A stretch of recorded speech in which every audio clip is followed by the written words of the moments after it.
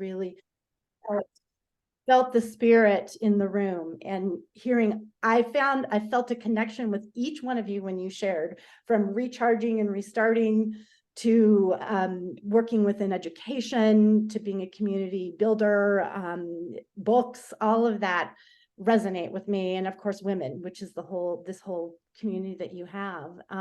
I've spent a number of years building community within my faith community, and overseeing events and chapters for families, and doing work with teen leadership program that was servant based, and travel was a component of that, which really resonated with what I'm doing now. So I'll share a little bit of my story a little bit later, but I just want to say that I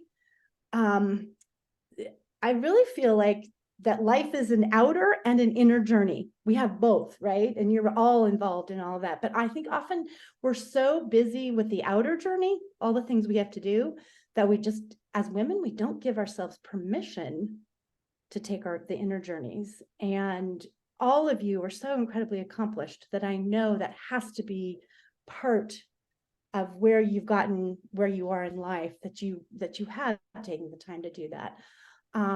So working with women, this idea of peace, inner peace, is definitely part of my purpose now as I move forward. And I was thinking of you all yesterday when I was in the airport, and I was in line at Starbucks to get a coffee before I got on the flight, and I looked down at my news, and there was so much about what was escalating in the Middle East. And I literally, there was a pit in my stomach that I just nodded, and I thought, what am I doing talking about travel, which seems so, compared to other things going on in the world, really doesn't seem relevant. And then I realized that the kind of travel that I am participating in now really is about that inner journey of peace, finding that, which our world so needs. Our relationships in our lives with our divine, whatever our divine is, with ourselves, and then with others. And it has to go in that order. Others come after we are really clear about who we are within. And then the example that, and Manal, you spoke to this, the example of that women bring in the peace community right now. Our world needs that mama bear love that really gathers and unifies, that really recognizes our oneness, that responds rather than reacts, that loves rather than turns to vengeance. And I think that we as women really have an innate ability to intuit what is beneath the surface of conflict. And it's not always force. So this is what is really directed where I am now. I want to really lift up women of strength and grace, who aren't victims or reactors, but really are making a difference in the world. So I wanted to just, I would love to involve you in something. I would love if you would turn to the chat. I have a few questions for you that I just want to make this a little interactive, a little informal. There are not a lot of us, so I want your questions. I want your feedback. I want your ideas. Let's just work together. I have about 18 statements that I would love to ask you.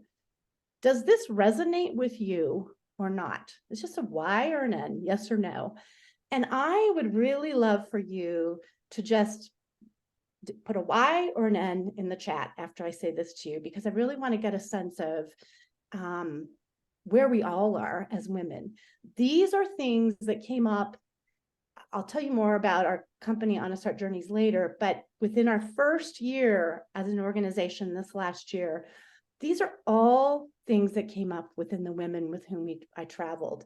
And these are the kinds of things around which we as a community of women can really bring peace to one another. So if you get your chat ready to go, number one, yes or no? I see myself giving and giving until I have nothing left.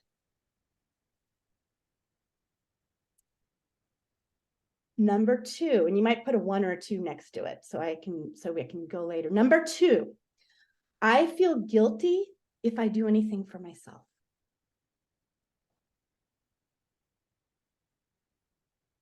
Number 3, I find myself competing and comparing myself with other women. That competition and comparison. Number 4, my kids are gone, the nest is empty, and what is my purpose now? This might not resonate with a lot of you. You're all so accomplished, but what is my purpose now? And then the next one, number 5. So I'm winding down a career, but I still want to feel valuable and that I'm contributing.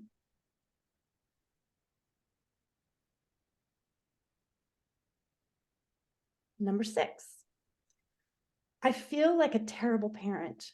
My kid struggles and pushes me away.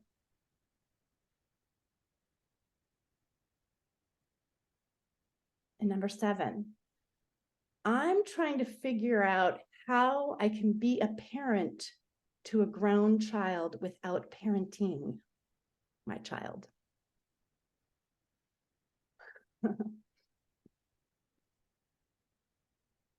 And then number 8, I don't really have girlfriends, and I'm a little nervous to make them. I'm not a girlfriend girl.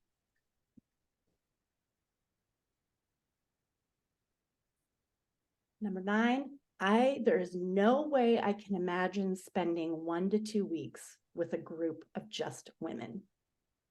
That seems scary to me, and my husband thinks I'm crazy. That came up too. Okay, and number 10, after raising kids, I am now caring for my parents as well.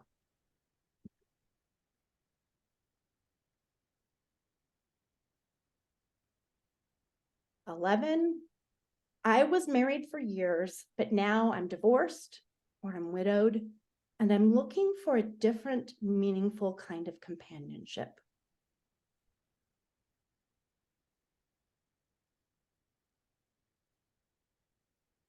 Number 12, I've always done what's expected within my family or my church community in general, and I've never asked myself what I want. I live expectations.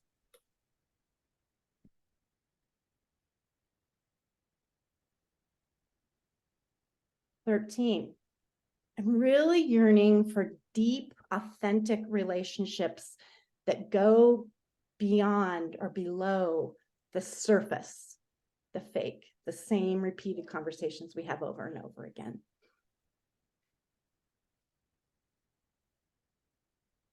And then 14, I'm so busy doing that I don't know what it's like to be present and listen to my own thoughts, to be. I am doing over being. Okay, home stretch here. 15, my relationship with either my mother or my daughter has been really tough, and I want to find a way to heal it. And in my case, so that it didn't perpetuate with my daughter and beyond in my own life. All right, 16, I feel like I'm 20 still, but I'm not. So how do I age gracefully and keep my spirit and my activity young? After all my living and learning, I really feel like the best is still yet to come. And then a couple more. So I need a really meaningful experience to reconnect and share with my mother, my sister, my daughter, or even a group of girlfriends or a book club or Ollin. I'm really looking for the kind of experience where we can really share something meaningful. And then last, I just want someone to ask me about myself, to hold space for me and to help me process honestly, to hear and understand me and to celebrate who I am.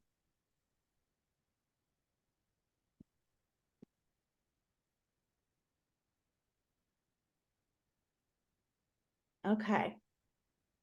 Any ahas in that? Anything that surprised you or stuck out to you from going through those questions? Great exercise. Excellent questions. I think, I think it was cute, the one about spending like 2 weeks with women. And I think I would welcome it. This doesn't worry me, but I think it'd be beautiful, quite frankly. So that question stuck out to me. And I think maybe knowing that, what you do in your work. Yeah. Yeah, love that. Thanks, Manal. Anyone else? A lot of the questions that you asked, I identified previously, but I'm in the process of working on that. So it was hard to answer for me because now I'm trying not to be what I was before. So it was just hard. Like, I don't know if I wanted to put it like, because it's still a process. I'm not there yet to say the yes or no. So yeah, so I might have skipped few because I was trying to tag between previous and current. I've been right where you are. I completely understand what you're saying. Absolutely. Yeah. Thank you. Anyone else? Anything resonate with you or surprise you? Well, Jennifer, Yes. I'm sorry. Yes. Jennifer, one of the an issue that I brought up at Manal's last peace meeting was this invisibility issue of older women. Yeah. And it's a pet peeve of mine now since I am an older woman. And this thing of invisibility, younger women are not going to get it yet. But it's a very real thing, and I was just wondering whether you can speak on that a little bit. Oh my gosh. I can, and I'm so grateful you brought that up. I will never forget when my dad said to me years ago, his hair was white, and he said, he says, it is so weird when I feel like young people look right beyond me or through me. They don't even see me there. So I hear what you're saying. And it's interesting because within our trips that we're doing, we have consistently had women from 30 to 75 and beyond on our trips altogether. And the sense of invisibility, I think there's a lot generationally that we're breaking down because I didn't recognize this would happen. What I've seen is when women of multi-generations travel together, there is a beautiful reciprocal sharing of wisdom. There might be a girl who has had challenges with her mother, but there are other women on the trip with whom she really resonates and she can share. Or I feel in my generation, I've grown up with a lot of others' expectations, having to do what I think is I need to be doing and learning to drop those things. And then I see the younger generation having no problem with that. And I'm really inspired with them being very honest about where they are and what they need and what they want. And so I am seeing an even more beautiful community when we have women of all generations together. So when we're traveling together, we have the time to unpack that and to feel that and to have those exchanges with one another where you won't feel, and to frankly even ask someone, what's your story? How many times has someone asked you, tell me your story?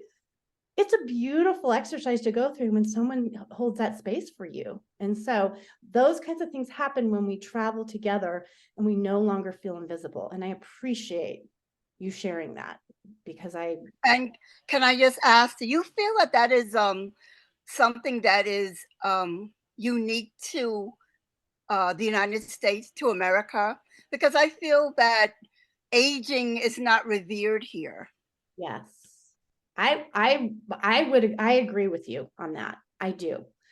And we had an opportunity in our family for our 3 generations to live together for about 7 years. And it was a beautiful, my kids grew up knowing their grandparents and listening to them and sharing the dinner table, dinner conversation with them and really having them be very present in their lives. But I didn't see anyone else in their friend groups have that kind of experience. So I do think, I mean, from my perspective, everyone has their own perspective, but I think it is a cultural thing here. Yeah, I agree. Great. Well, thank you. Thank you for bringing that up. Any other ahas or questions or a further, I'm going to actually add the invisibility to my list. Thank you for contributing that. I thought it was interesting with a lot of them. I thought, well, yes, but then also no. Like I do know how to be present in the moment. I've done meditation but do I do it? Sometimes I do. Sometimes I can really be centered and other times I'm not. Yeah. So there were some questions that I was like, well, yes and no. There's it's a gray area. Some of them are really a gray area. Yeah, I can appreciate that. Definitely. And I think that you are such a beautiful group of accomplished women who are really contributing and giving and leading. So you've worked through some of those things. These are just things that I've seen in all kinds of women, so I get that you would be teetering on the on the cusp there, right? Yeah. Thank you. All right. Well, I think part of that exercise is just a reminder that, oh my gosh, we have more in common than we realize. We deal with the same beliefs and fears or whatever, or celebration, some of the same triumphs as well. And my question has always been, so why do we as women, why do we compete with each other rather than lift each other? Why do we have a stereotype on women being in community together that's not always positive? And that really was what impelled me to start Honest Heart Journeys. How do we redefine sisterhood? A deep connection. And I've had some women ask me, well, actually my relationship with my sister isn't that great. So when you say sisterhood, that's not necessarily a positive thing, but sisterhood is not about blood. It's about what do we share in common and how can we really witness each other and lift each other. And so that I just felt like our world so needs that. So that's why I started this company that offers transformative travel and really inspired sisterhood for women. And it came out of 2020 when COVID hit. And you were talking, Manal, I think about that too. We all were somewhere when it all hit. And at that point, I was serving as a dean of girls at a boarding school in St. Louis. And I had been there for 4 years. And I had already decided when COVID hit that I was going to leave my job. I was incredibly depleted. I had withdrawn. I was exhausted and I wasn't feeling respected. I was working within a culture where here I was all about dean of girls and women were not being respected in our administrative culture. And that just wore me down. I also at that point was just those girls that I so loved. I was looking at the faces of these teen girls where social media and sexual pressure and their worth being based on how they looked and all that was so prevalent for them. I know myself as a teen, my sense of worth and my value, just loving myself, I had to go on that journey. I was not there when I was in high school by any means. So I really had huge empathy for them and I saw it. The drama, the gossip, the tearing each other down to build themselves up. That we have to feel like we have to do that. That I saw at that same time. The mental health issues were on the rise, suicide, a very permanent decision, questions of identity and gender, all those were percolating up while I was dean of girls. And I remember walking down the hall one day, looking at this one girl, and I felt like she was looking at me with such a sense of hatred. And I just was like, what have I done? I felt like I was looking at faces that weren't alive. And it suddenly dawned on me, maybe I'm just looking at her, how she's feeling about herself. Maybe it doesn't have to do with me. but that really was startling and sobering for me. And so I was working through all those issues with the girls, being in a culture that just was not lifting up women. And I needed to re-find myself. I needed healing. I needed to refine my sense of confidence. And I was asking at that point, because I'd been working for years, okay, what am I going to do next? And my husband and I moved to, he had a job he was doing. We moved to Vegas for a year. We didn't know anyone there. And we spent a year of COVID, just the two of us. That was like one of the best years of my life. It was incredible. I could just invest in me, invest in our relationship, reconnect, and it was wonderful. But that sense of, when I talked earlier about the women of strength and grace, that sense of being compassionate, forgiving, patient, humble, all of those things married with confidence and having our own voice, but not needing it to be strident or angry. That balance of womanhood, I just really wanted to advocate for. And I did with the girls, I would say, I want you to have a voice. I want you to advocate, but how you do it is so important. You don't need to put others on the defensive. So lifting up sisterhood, the world needing it. At that point, I also kind of had my own inner spiritual journey where I had been so dedicated to my church for so long, and organized religion had been a major part of my life, but I wanted to expand and really get in tune with my own sense of the divine, and no matter what others were thinking around me. So that is part of Honest Heart Journeys as well. What is really, where does my faith and my sense of the divine and my relationship with my God come from? And how do I find it beyond others' expectations and tell me what I should or should not believe? So it was a journey, to be honest, because I think so often we are not truly honest with ourselves. And so therefore, Honest Heart Journeys was born. Honest Heart Journeys combines two industries that are really thriving right now. Women's travel is the #1 growing segment in the travel industry. Solo women's travel is booming as well. It's fascinating. We are gutsy. I love it. I mean, we're out there doing our own thing. So women are traveling, maybe husbands don't want to travel anymore, or they want to be adventurous but they're looking for someone to do it with. Couple that with personal and spiritual growth and awakening consciousness around the world, that right where things seem to be so tumultuous, I also see a beautiful spiritual awakening going on. And so that growth, that spiritual growth, and the women traveling together, that idea of connecting with others on a really authentic level and growing, is at the heart of Honest Heart Journeys. That's what we are really, really offering. So we just finished our first year. We are newbies. Ollin International Women's been around a lot longer than Honest Heart Journeys.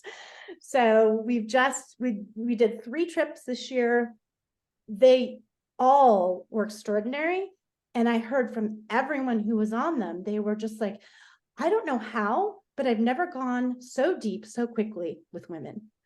I've never trusted like this before. And it's not about us spilling, complaining or venting about our lives. It was really about, where are we in our lives? What are the things we're talking about? All those questions I gave you. What are we thinking about? And how can we, in our own individual journey, our inner journey, we need connection. And I didn't recognize this. Individual reflection is so important, but connecting with one another to share that journey, we seem to really need that. We really appreciate the conversations we can have with others, and others holding us gently accountable, others hearing our story and resonating. So that connection and growth is just really at the heart of what we're doing. I started Honest Heart Journeys really blogging. And if you look on the Honest Heart Journeys website, honestheartjourneys.com, there's a lot of blogging. And that was part of my healing process, was writing about it and in an inspiring way, in a proactive, progressive, healing way. blogging about the things that I was experiencing and the things that I was talking to other women about as well. So I still do blog, but in the beginning of the next year, we're actually going to launch a podcast all around these women's issues. So because those, to me, I want women to see these conversations and go, oh, that's what's going on when I travel with you. Okay. It's not just about a pretty destination. It's like growth really is the destination, as I say, and that really beautiful connection. So we even did an online. I love seeing all the various things you've done with the books and the online community and what you're doing right now. We did a little bit of online community, and that was really wonderful. But I think the podcast will resonate with more people anytime they're available to take in that content. And then our in-person trips and retreats is really the heart of what we're doing.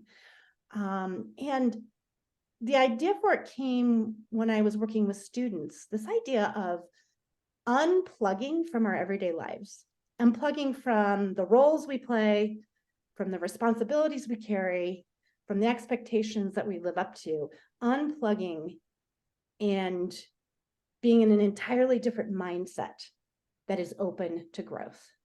Maybe a little uncomfortable, beyond our comfort zone, maybe, or taking time for curiosity, or all of those things are part of it. A couple of our first 2 trips, we were on the Sierra Cortez in Baja, and then we did another trip on the Green River in Utah amongst the canyons, intentionally unplugged in nature, intentionally using life metaphors that we find in the nature around us, and using a book.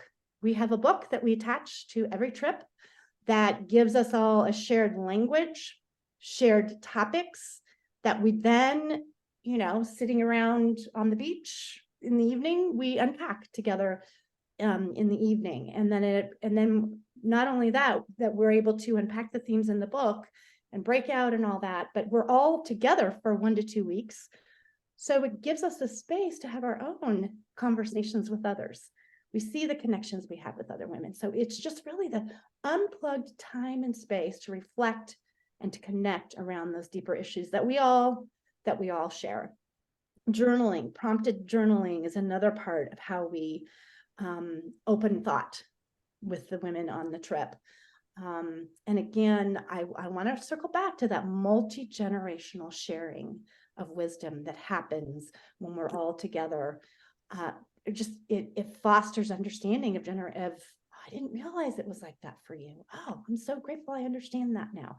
Those kinds of conversations definitely happen. And so the books are a beautiful starting point for that. And then I just returned about 10 days ago from Spain, where for 2 weeks, we walked the Camino de Santiago pilgrimage to Santiago de Compostela. And it was life-changing. As I see some of you smiling, that the pilgrimages are becoming very popular now. And it just seems that people are taking the time when they do something like that, they have a question about life, or they're looking for direction. They're open, and they know that they have the time on the trail to think about it and connect with other people. What we did with that trip is we combined with it the work of Byron Katie and one of her books, so that we did the work along the way. It was a beautiful combination where we were, a friend of mine is a certified instructor of the work of Byron Katie. She teaches all over the world, and just learning to inquire. I'm about to go into one of her classes in a couple of weeks. I will be at the School for the Work myself, but inquiring about what are the beliefs that are hindering me, and are they really true? It's a beautiful modality for really being honest about where we are. And there are turnarounds in it where you're like, oh, I'd never even seen it that way. So doing the work of Byron Katie was a beautiful tool. We had hours on the trail to talk and to think and to journal and all that. We had the space and time to do that. So that's what we're hoping to combine in all of our travel, is deep growth with that connection. We did Baja, we used classic book Gift from the Sea by Anne Morlenberg, which talks about just, the ebb and flow of a woman's life and where we are. And then in Utah, we read Sue Monk Kidd's When the Heart Waits, which is, if I see you shaking your head, yeah. So again, another woman's journey, her spiritual journey, midlife. How do I come out of that cocoon state where everything seems dark and uncertain, and how do I merge into that with great grace? And so we are finding we're matching the books with the experience, and frankly with the metaphors around us too that we're just seeing. So that's kind of in a nutshell what we're doing. We're also developing other trips where I want to take women, I want to immerse them in other cultures where we can hear stories and traditions and honor these stories and traditions, have a better understanding about each other, while we also see the thread of womanhood that we all share, no matter what culture we live in. So I was just in Morocco before I was in Spain, and we may do a trip there. And so that again, it's about women healing together and understanding each other and opening up to the world. You may be different than I am, but I understand you better now. And that openness to others' journeys is just really, really important. So those are coming down the pike. We're just, we're still very much in that developmental stage on all of our trips. And right now, Baja trip and the Camino, we will do again this year as well. And it all comes down to, what do women want? What do women need? That connection that's authentic, and that growth, and how they come together. And then the 4 pillars of the Honest Heart community that just in the first year, I was just really listening for what women were talking about are: lead with peace, freedom from, freedom to as well, clarity, and joy. Those 4 things: the peace, freedom, clarity, and joy. And when I think about it, to me, it really does all come back to that peace, that alignment within ourselves, from which comes a greater sense of freedom and openness and clarity about who we are and what comes next. And to me, the joy is just, that's how we feel when we're in that state, frankly. So those, we always keep those pillars in everything that everything that we're doing. And I just think, it's when we care for ourselves, when we take the time to unplug and reflect, we find that peace. And from that, what we give to others, which all of you are all about, is more authentic and truly inspired. And there's not a sense of obligation or burden. It's just inspired when we really know where it's coming from, and we've been honest about how we've gotten there. So that's what we're doing. And it's not inconsequential when we compare ourselves to things happening in our world. This journey is the most important one, and our peace and our shared consciousness, our example of calm resolve and focus, can lift our world. And we need to unplug and take the time to find that, because then our source is full. So that's kind of what I wanted to share with you about Honest Heart, and see if you have any questions about what we're doing or any ideas, because it's really, to me, not a company, it's a community that we're developing. We stay in touch with each other after the trips, and we are making lifelong friends. So any questions or feedback or